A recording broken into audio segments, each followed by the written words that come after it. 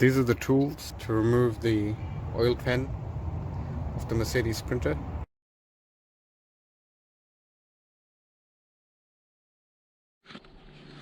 Take off your cover for the tools and take off the carpet. I just like doing this because it prevents any accidental starting, because the next process is draining out the oil. You do not want to start this engine without any oil.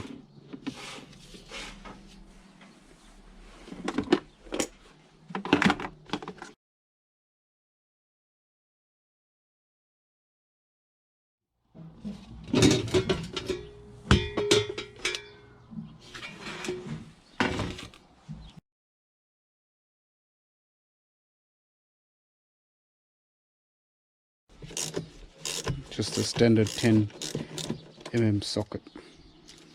You can verify if it's disconnected by pressing the hazard lights, just to see if it's killed the battery power. If we come underneath the Mercedes, I'll show you what exactly needs to be done. Drain the oil. So use a 13mm socket just to take out the bolt, and you need a big container because it takes a lot of oil. When that's done, then you can begin the process of replacing the sump. So what the next thing I'd like to do as well is open the top filter, because I like changing the oil after this.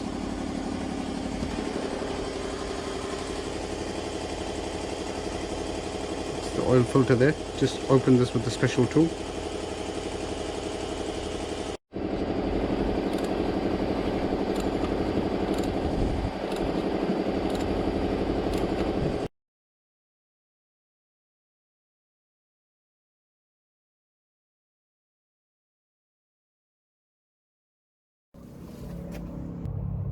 You need to take off the 4 bolts of this charge pipe.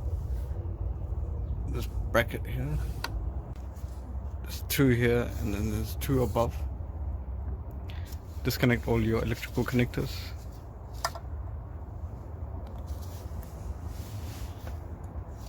Now the problem I had was trying to get to the bolts near the bell housing.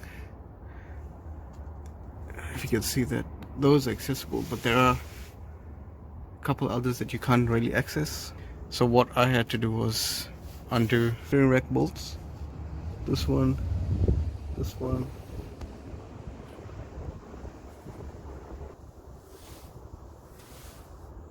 one at the top there, and the other one there. So when you undo that, you can basically pull your rack forward, then you get access to the bolts that were normally blocked, like that. And you pull it forward, you can get access to that. So you need to undo those. If you come to the back, you need to undo the bottom bell housing transmission bolt. That one and that one, just the 2 of them.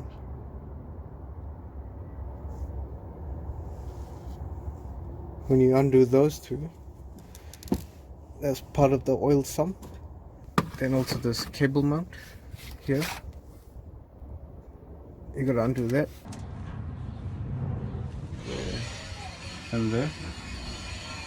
You get a long extension, the 18, and it goes through like so. You just put a spanner on this side.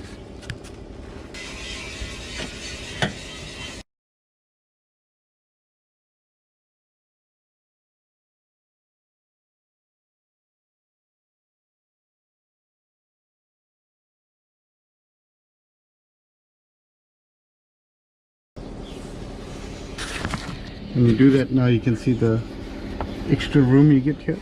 Now you can clearly see the wiring loom that needs to be taken out, and the E-torx bolts. So now for taking out the wiring loom, start off from at the top there. See where I've taken off on the starter motor? Top. You undo that. When you come to this side,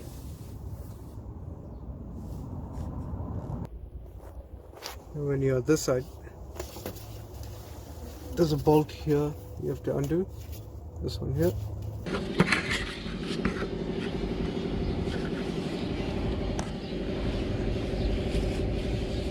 You undo that. Sometimes your wiring loop might be cable tied on. You've got to cut that as well.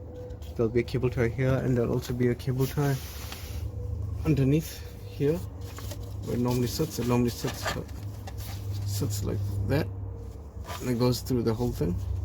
You might have to cut the cable ties there. So you undo that. There's also another bolt there that holds on the cable duct. Just there as well. You take that one up there.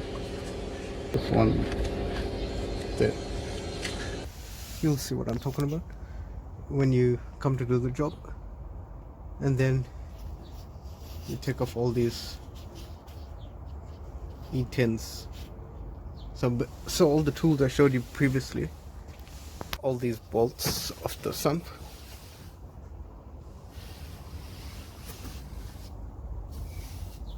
So it just goes right round. You undo all of those. Those are all E10s. And when you come here to the back of the sump, there's two E12s. That one and that one. There's two on this side. And there's another two on this side as well.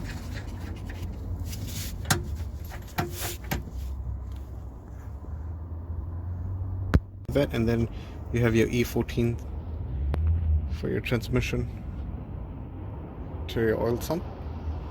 Undo that, and it should just come off fairly straightforward.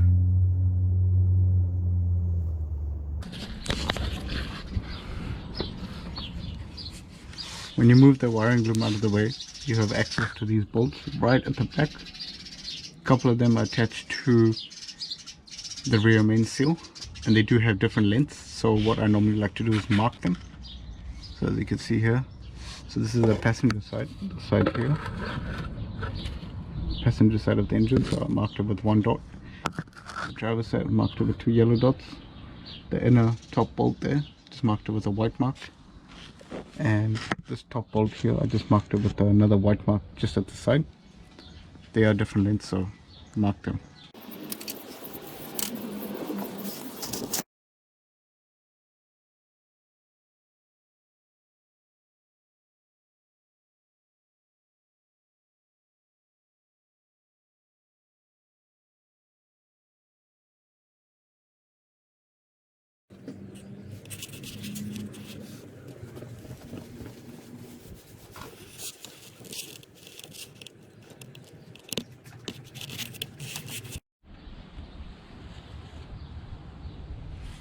These are the bolts at the back that you have to take up.